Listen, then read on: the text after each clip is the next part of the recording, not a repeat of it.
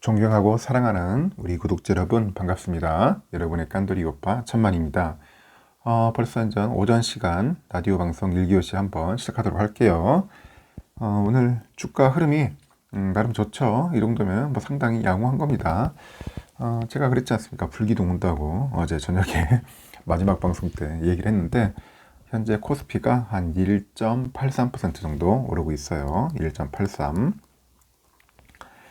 코스피는 2707.84를 가리키고 있고, 개인들이 한 4,300억 정도 매도하고 있고요. 외국인 기관이 사고 있습니다. 오늘은 기관들이 많이 사고 있네요. 3,700억 정도. 그리고 코스닥도 1.94% 정도 상승하고 있고요. 개미들이 팔고 있어요. 1,146억. 그리고 외국인 기관들은 사고 있습니다. 오늘은 상승으로 불기둥의 모습을 보여줄 것 같습니다. 하여튼 쌀 때 부지런히 모아야 돼요. 줍줍하는 게 좋을 것 같습니다.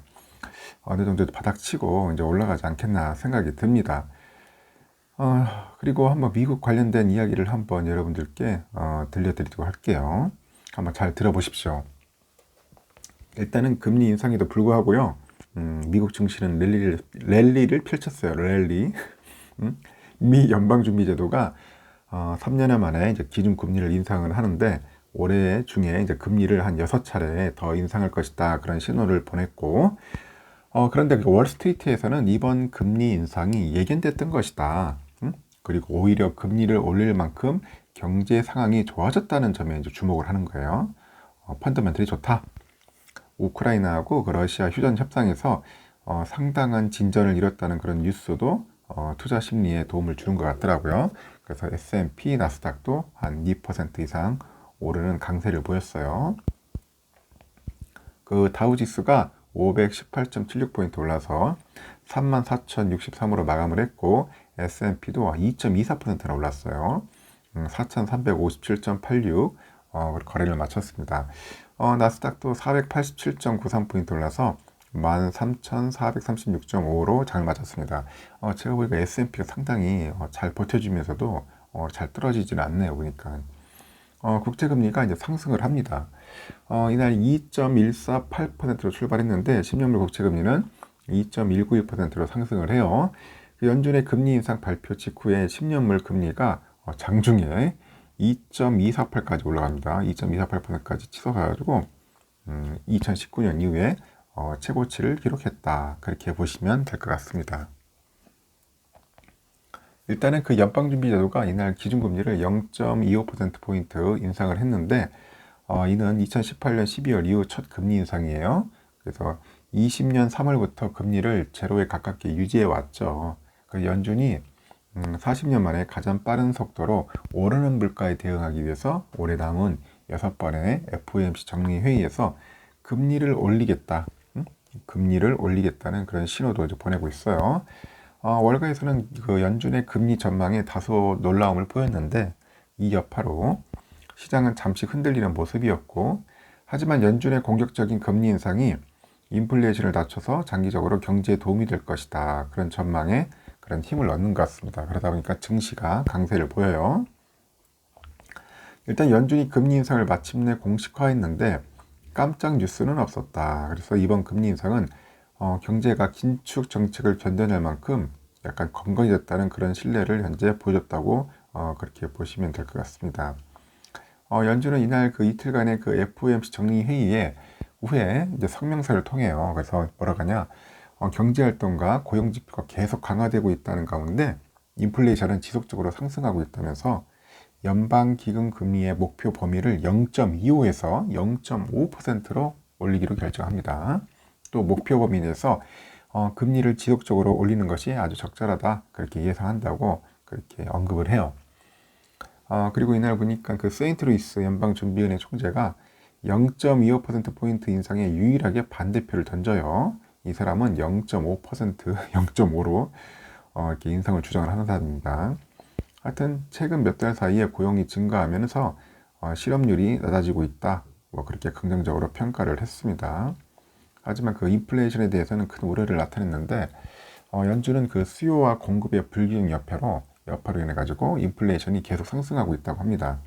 그래서 러시아하고 그 러시아의 우크라이나 침공이 엄청난 인적, 경제적 문제를 야기하고 있는데 미국 경제에 미치는 영향은 매우 불확실하지만은 가까운 시일 내에 추가적인 인플레이션 상승 압력으로 작용할 가능성이 있다. 그렇게 이야기를 하고 있고, 위원회는 적절한 통화 정책을 통해 가지고 노동시장이 건전한 모습을 유지한 상태에서 인플레이션이 한 2% 수준으로 돌아오기를 기대한다. 그렇게 밝히고 있네요.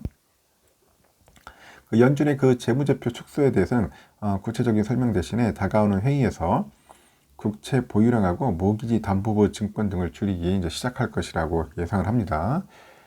그동안 연준은 코로나 그 위기 속에서 경제를 지탱하기 위해서 국채와 모기지 증권을 매입해 왔는데 연준은 그 앞으로 공중보건이나 뭐 노동시장 상황, 인플레이션 압력과 전망치, 그리고 고용, 국제 이슈 등 다양한 정보를 이제 복합적으로 파악을 해가지고 위원회의 목표 달성을 위해서 필요시 통화 정책을 조절할 수 있는 준비를 갖출 것이다. 그렇게 보고 있는 것 같습니다.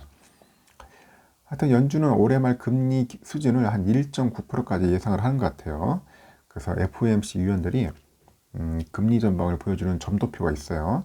연준은 올해 금리가 기존 예상보다 높은 한 1.9%를 기록하고 있는데 23년 2.8%까지 상승한 후에 24년까지 같은 수준을 유지할 것으로 보고 있습니다. 그래서 인플레이션은 연준이 당초 예상했던 것보다 훨씬 더 강했고요. 연준은 그 올해 근원 인플레이션 전망치를 지난해 12월 제시했던 2.7에서 4.1%로 상향을 조정을 합니다.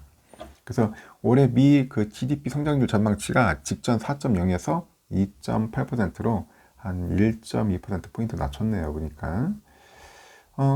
일단 제롤 파움 연준 의장이 미국 경제는 매우 강하고 긴축적인 그런 통화 정책을 다루기 좋은 아주 매우 좋은 위치에 있다고 했죠.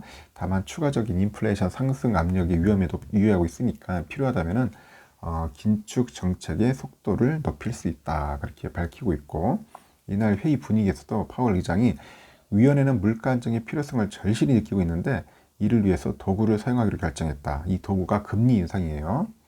아까 대차제조표 축소에 대해서는 위원들이 이번 주 관련 계획을 세우는데 상당한 진전을 이뤘으면서 아직 결정이 난 것은 아닌데 오는 5월 회의에서 또 절차를 시작할 수 있을 것이다. 그래서 이번 성명은 연준이 얼마나 인플레이션을 우려하고 있는지를 보여주는데 물가 압박을 우려하기 때문에 앞으로 모든 회의에서 금리 인상이 이뤄질 전망으로 보여지고 있고요.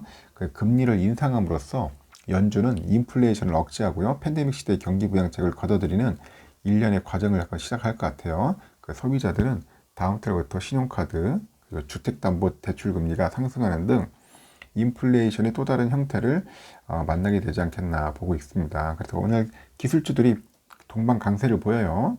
엔비디아 6.6%, 테슬라 4.7%, 애플은 2.9% 오릅니다. 메타도 6%나 올랐네요. 보니까 많이 올랐습니다. 반도체주 강세죠. 마이크론 8.9%, AMD 5.5% 올랐고 인텔 4.06, 퀄컴 4.32, 아크 이노베이션 ETF가 10.38% 올랐어요. 아주 급등했습니다. 전기차 관련된 루시드 7.4, 리비안 12.37% 급등을 했고요. 항공주, 크루즈, 카지노주, 여행주들도 일제히 올랐습니다. 보니까 다 올랐고 소비주들도 강세를 보이네요. 나이키 4.8% 올랐습니다. 스타벅스 5.16% 올랐고 금리 인상 수혜가 기대되는 금융주들도 동반 강세입니다. JP모건 4.4% 이렇게 올랐습니다. 그리고 골드만삭스도 한 3.5% 올랐고요. 페이팔이 7.4%나 올랐네. 보니까 다 올랐습니다. 이날 유가는 하락을 해요. 그러니까 서부 텍사스산 원유가 그러니까 배럴당 1.08달러 내려서 95.36달러, 북해산 브렌트유도 1.95달러 내려가지고 97.96달러고요. 금 가격 하락하네요. 온스당 1.7달러 내려서 1928달러 거래를 마쳤고 달러와는 약세고 달러 인덱스 전날보다 0.7% 내려서 98.39를 가리켰네요. 이렇게 미국 상황은 상당히 좋았습니다. 이로 인해서 이제 우리 한국도 영향을 좀 받고 있는 것 같고 지금 보니까 뭐 잘 꾸준하게 흐르고 있어요. 한 1.86%. 삼성전자는 한 1,100원 정도 이렇게 흘러가고 있습니다. 외국인들이 한 12만 주 정도 이제 매수하고 있는데 좀 더 지켜봐야 할 것 같아요. 아직 오전장이라. 외인 기관들 보니까 JP가 54만, 골드만 26만 정도, 모건 서울 18만, 메릴 린치가 16만 정도 사고 있는데 UBS가 많이 팝니다. UBS가 78만 주 정도 팔고 있고 모건 서울이 25만, 골드만이 18만 정도 팔고 있어요. 우선주는 64,400원 현재 이렇게 보여주고 있네요. 그러니까 한 1,000원 정도 오르고 있습니다. 우선주는 1,000원 정도 오르고 있다 보시면 될 것 같고,